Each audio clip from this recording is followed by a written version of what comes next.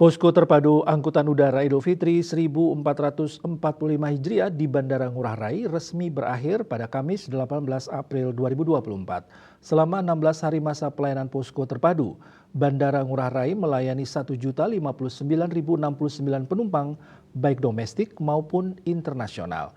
Jumlah tersebut lebih tinggi 1% dari prediksi pelayanan penumpang pada periode Posko Terpadu Idul Fitri 1445 Hijriah, yakni 1.012.005 penumpang.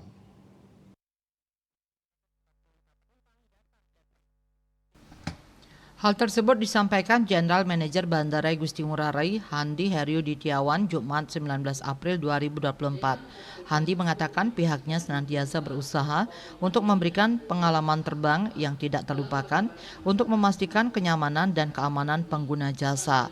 Selama masa Idul Fitri 1445 Hijriah, pihaknya juga mengadakan kegiatan seperti Magibung Festival dan pembagian takjil gratis untuk para pengguna jasa.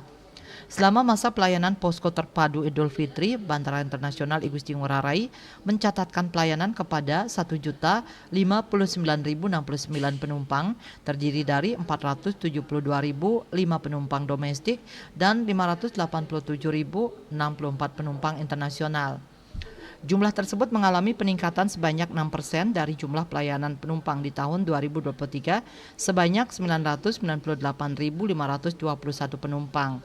Kemudian pihak bandara mencatat puncak pelayanan penumpang tertinggi pada masa arus mudik pada 6 April 2024 dengan pelayanan kepada 72.402 penumpang dan 432 pergerakan pesawat secara keseluruhan.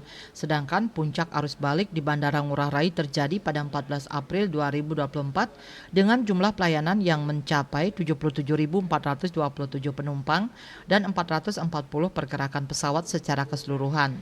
Selama 16 hari masa pelayanan Posko Terpadu, Bandara Ngurah Rai mencatat rute Jakarta Soekarno-Hatta menjadi rute tersibuk dengan pelayanan kepada 210.733 penumpang datang dan berangkat.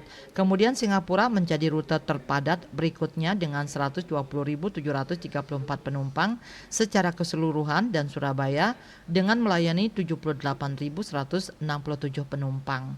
Dan Pos melaporkan.